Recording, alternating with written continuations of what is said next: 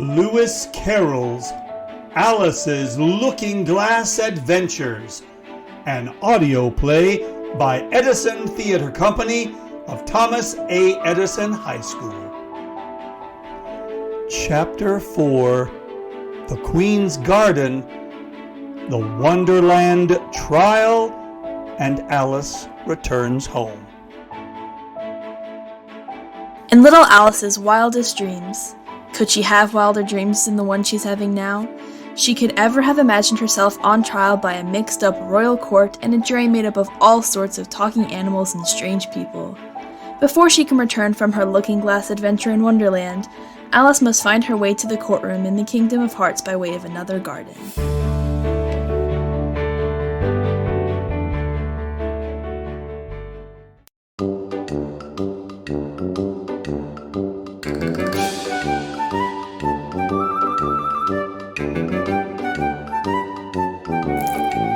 Look out now, Five! Don't go splashing paint over me like that! I couldn't help it! Someone jogged my elbow! That's right, Five. Always lay the blame on others. You'd better not talk. I heard the Queen say only yesterday you deserve to be beheaded. What for? That's none of your business, too. Yes, it is his business, and I'll tell him. It was for bringing cooked tulips instead of onions. Well, of all the unjust things. I beg your pardon. I'm ever so hungry. If I were to eat off that giant mushroom, could you please tell me what side to eat? I don't know anything about it. You ought to have been red. We put you in by mistake. If the Queen was to find out, we should all have our heads cut off. What's that? The white chess queen.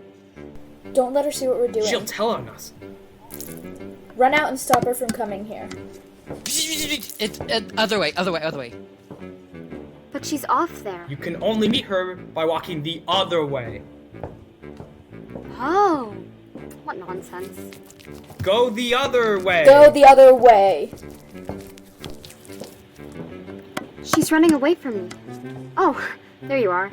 I'm just the size I was when I saw you last. Of course you are. And who are these? I can't tell them by their backs. Turn over. Ah, I thought so. Get up. What have you been doing here? May it please your majesty, they were trying... Be gone, or I'll send the horses after you. And tell the Queen of Hearts. Queen Alice. Queen Alice. Ridiculous. You can't be a queen, you know, till you've passed the proper examination. The sooner we begin it, the better. Please, would you tell me? Speak when you're spoken to.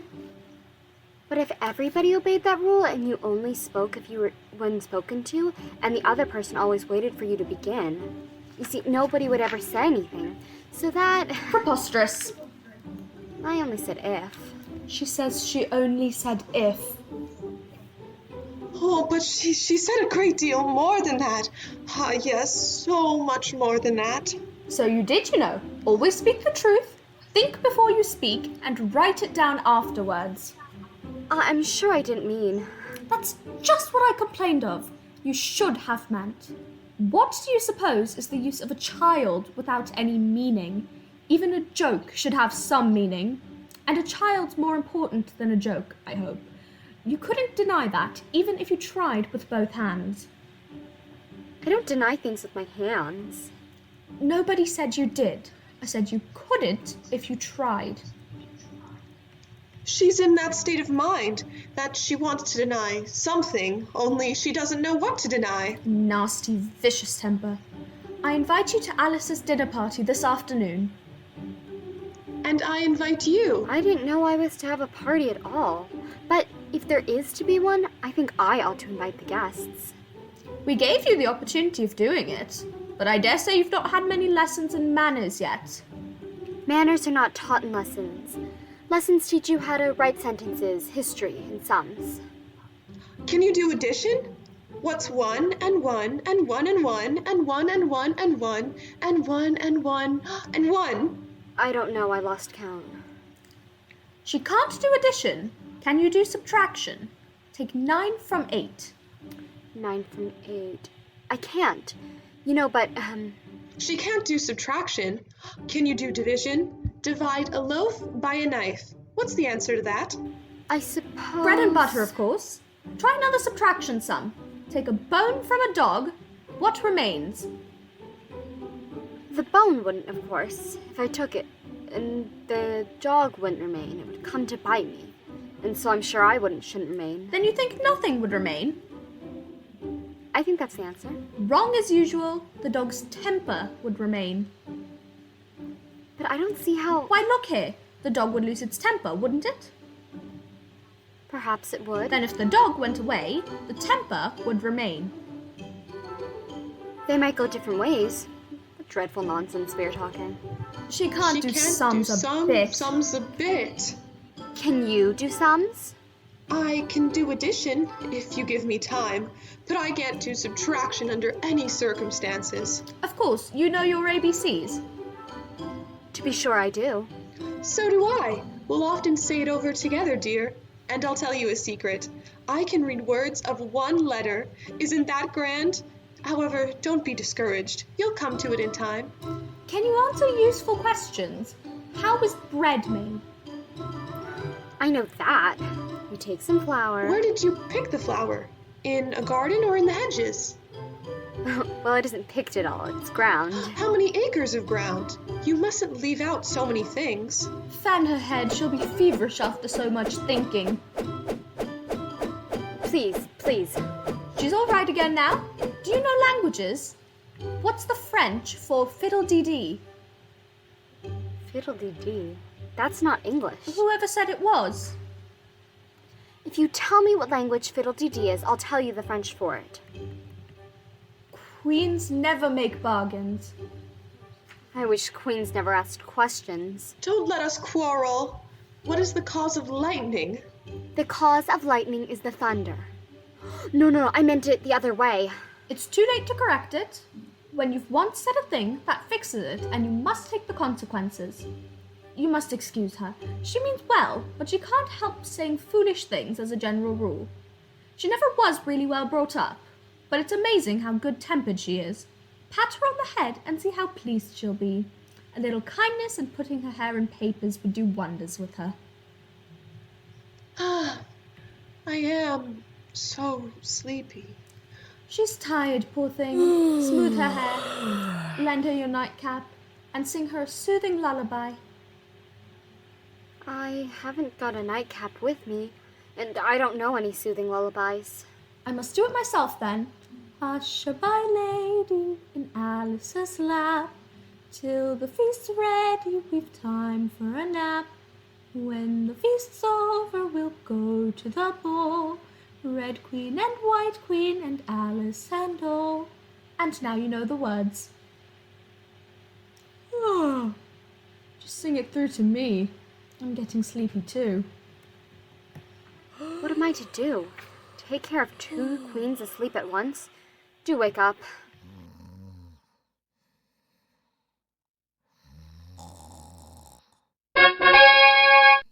The trial's beginning.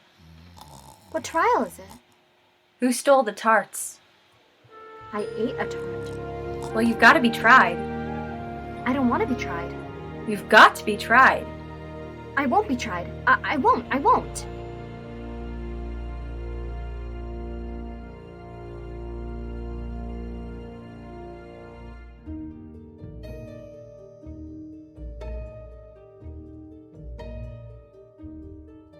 As Alice resists the idea of trial, she found that, like all things in Wonderland, she had little control as to what happened next.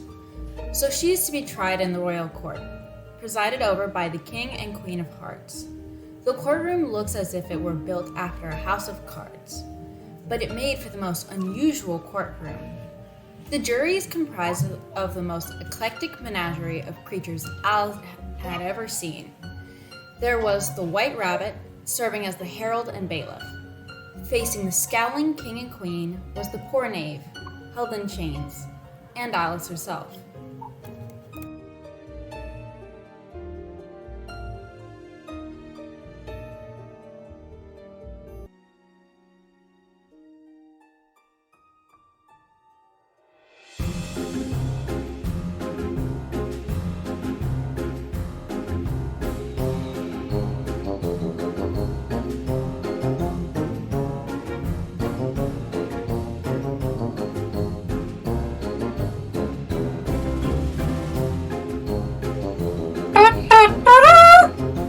Silence in the court! What are they doing? They can't have anything to put down yet before the trial's begun. They're putting down their names for fear I should forget them before the end of the trial. Stupid things. Silence in the court. How do you spell stupid? You gotta be kidding me. A nice muddle of their slates will be in before the trial's over. Squeaking. Up! There's a pencil squeaking! Cut it Squeaking. down! I didn't do squeaking, no, not me. Harold, read the accusation. The Queen of Hearts, she made some tarts, all on a summer day. The Knave of Hearts, he stole those tarts, and took them quite away. Consider your verdict. Not yet, not yet. There's a great deal to come before that. Call the first witness. First witness. Your Majesty, I beg your pardon for bringing these in, but I hadn't quite finished my tea when I was sent for. You ought to have finished. When did you begin? 14th of March, I think it was. 15th. 16th. Write that down. 14, 15, 16, 45. Force that to shillings. Reduce that to shillings. Take off your hat. It isn't mine. Stolen! Stolen! I keep them to sell. I've none of my own. I'm a hatter. Give your evidence and don't be nervous, or I'll have you executed on the spot. I'm a poor man, Your Majesty. I hadn't but just begun my tea, about a week or so ago, and what with the bread and the butter getting so thin, and the twinkling of the tea... The twinkling of the what? It began with the tea. Of course! Twinkling begins with a T. Do you take me for a dunce? Go on. I'm a poor man, and most things twinkled after that. Only the March Hare said... I didn't. You did? I deny it. He denies it. Leave that part out. But what did the dormouse say? I can't remember. You must remember, or I'll have you executed. I'm a poor man, Your Majesty. Ah, then you may sit down. I'd rather finish my tea. You may go. Officer, and take his head off outside. Your Majesty, the hatter was gone, but left this shoe. Well, then off with his other shoe and his head! Yes, of course, Your Majesty. Call the next witness. Next witness. Give your evidence. Shan't. Your Majesty must cross-examine this witness. Well, if I must, I must. What does your cook say tarts are made of? Pepper. Collar the dormouse. Behead the dormouse. Turn that dormouse out of the court. Suppress him. Off with his whiskers. The Duchess. Collar the dormouse? What? What does she want? What's going on? Behead him? She's gone? She's gone. She's gone. Never mind. Really, You must cross-examine this next witness. It quite makes my forehead ache. Call the next witness. Alice. Here. What do you know about this business? Nothing whatever. Oh, that's very important. Unimportant, Your Majesty means, of course. Unimportant. Of course, I meant. Unimportant. He's gone? Oh no! Important, unimportant, important. Consider your verdict. There's more evidence to come yet. Please, Your Majesty. This paper has just been picked up. What's in it? I haven't opened it yet, but it seems to be a letter written by the prisoner to somebody. It must have been that, unless it was written to nobody, which isn't unusual, you know. Who's it directed to? It isn't directed at all. In fact, there's nothing written on the outside. It isn't a letter at all. It's a set of verses. Are they in the prisoner's handwriting? No, they're not. And that's the strangest thing about it. He must have imitated somebody else's hand. Please, Your Majesty, I didn't write it, and they can't prove I did. There's no name signed at If you the didn't end. sign it, that only makes the matter worse. You must have meant some mischief, or else you would have signed your name like an honest man. That proves his guilt. It proves nothing of the sort. Why, you don't even know what they're about. Read them! Where shall I begin? Please, Your Majesty. We'll begin at the beginning, and then go on until you come to the end. Then stop. They told me you had been to her, and mentioned me to him. She gave me a good character, but said I could not swim. I gave her 1, they gave him 2, you gave us 3 or more. They all returned from him to you, though they were mine before. My notion was that you had been, before she had this fit, an obstacle that came between him, ourselves, and it. Don't let him know she liked him best, for this must ever be a secret kept from all the rest between yourself and me. That's the most important piece of evidence we've heard yet. So now let the jury... Any of them can explain it, I'll give him 6 pence. I don't believe it means a thing. She doesn't believe it means a thing. She doesn't believe it means a thing. We even try to find out. And yet, I don't know. I seem to see some meaning after all. Said I could not swim. You can't swim, can you? Do I look like it? Alright, so far we know it to be true. That's the jury, of course. I gave her 1, they gave him 2. Why, that must be what he did with the tarts. You know... But it goes on. They all returned from him to you. What? Why, there they are! Nothing can be clearer than that. Then again, before she had this fit, you never had any fits, my dear, I think. Never. Then the words don't fit you. It's a pun! Let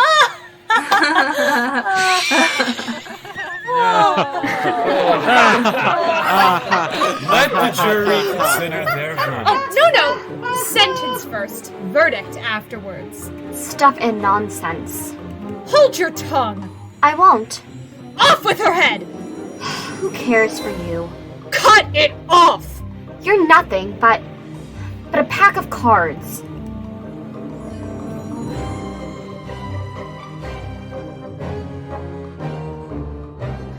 As Alice falls away for one last time, her trial in the courtroom of cards spins away, as does the chess queens and the white rabbit. Fading away into her dream diary are also the talking creatures, the mad tea party, and the riddles that play tricks with her young mind but kept her imagination fueled. Her adventures on the other side of the looking-glass house and in the wondrous land were about to come to an end.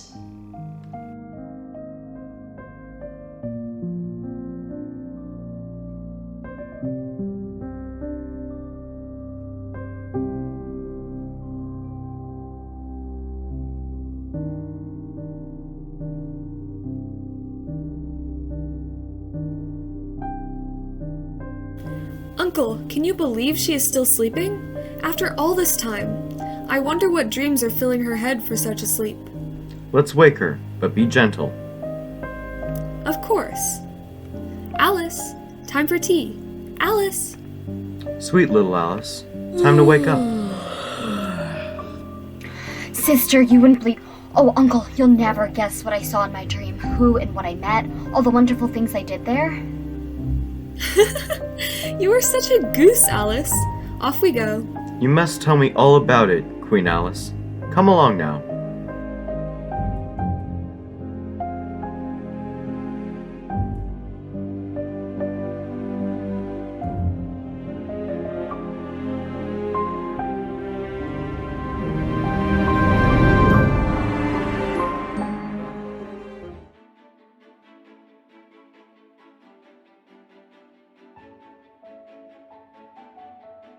You have been listening to the conclusion of Edison Theatre Company's audio play, Alice's Looking Glass Adventures, based on the beloved books by Lewis Carroll. Mr. Jeff Walker adapted, directed, and produced this audio play based on a public domain stage play by Alice Gerstenberg. For this chapter, Catherine Walt and Ainsley McClure served as the narrators, with Charlotte Chosick as Alice. Featured in Chapter 4, Through the Looking Glass and Into Wonderland, were Tyler Pinkney, Xavier Rose, and Laya Karunkaran as the Queen's Card Gardeners. Kaylee St. John was the White Queen. Uma Karunkaran as the Red Queen. Siona Shishak was the White Rabbit. Max Heltzer was the Knave. Isabel Anderson was the Queen of Hearts. Campbell Wood appeared as the King of Hearts. Lars Irvin was the Mad Hatter. Luke Petrakowski was the March Hare. Landon Chandthavanich was the Dormouse. Kat Reiner as the Court Officer. Tiffany Thomas as the Duchess. And as the Wonderland Court and Jury, Porter Burtman, Jalen Andrews, Avery Boyd, Sam French, Jack Lamourioy, Savannah Statham, Camilla Teresas, Sophie Tompkins, Dylan Tootle, and Samantha Verde, with Emma Devlin as Daphne and Sean Smith as Lewis Carroll. Thanks to all the actors for entering into the world of audio-based theater while we cope with the ongoing situation of distance learning. Thanks also to our Eagles Edison Theater Boosters for their undying support of the talents of our students and their theatrical endeavors. And thanks to you, the listener, for checking out our audio adventures through the Looking Glass. For Thomas Edison High School and Edison Theater Company, this is Mr. Jeff Walker signing off.